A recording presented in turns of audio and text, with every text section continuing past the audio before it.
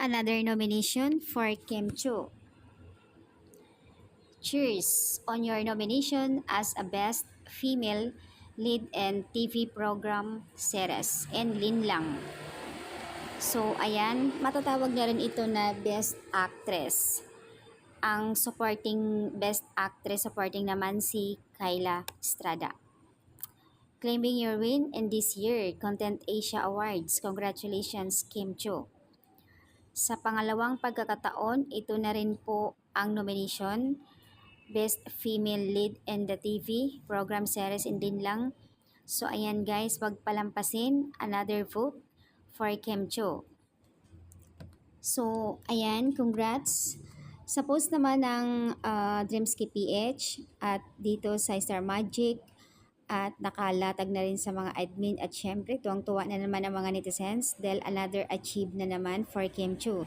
After manalo siya doon sa Seoul Drama International Awards sa Korea, I think pupunta si Kim. Syempre, karangalan yun para sa Philippines na siya ay nagwagi bilang International Drama Awards. Grabe hataw si Kim. At dito naman, nagpaabot ng pagbati ang mga Kimpaw fans. Let's go, Kimi, for the win again. Congrats, Kimi. We're so proud of you. Well deserve. At syempre naman, tuwang-tuwa si Paolo Avellino dahil ang kanyang araw, ito na naman. Pagbubutuhan na naman si Kim sa pangalawang pagkakataon for the Best Actress in Lin Lang. Of course, kasama dito ang ibang kapo-artist.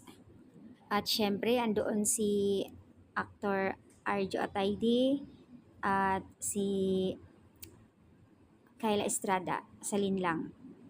So, ayan, Best Female Lead in the TV program, Lin Lang, Kim Chu. Ito po sa post ng Dreamski PH.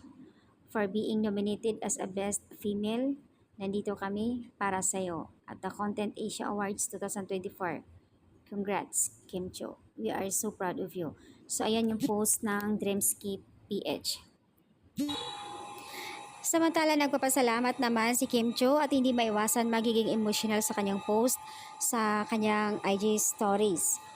Ayon sa kanya, thank you at Dreamski PH from family and thank you so much to my entire #LinLang family. And lastly, forever, thank you, Sir Dio. Thank you so much for being nominated alongside with other stars from different countries. Makes me a winner already. Oh, bakit ako naiiyak?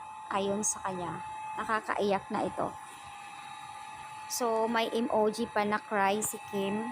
Itong si Kim Chu talaga mabilis lang maiyak kahit sa showtime. Ang bilis lang, parang best actress talaga. Anyways, congratulations Kim, another achieve. So, sana manalo ka bilang Best Actress and also Kyla, Best Supporting Actress for Lin Lang series.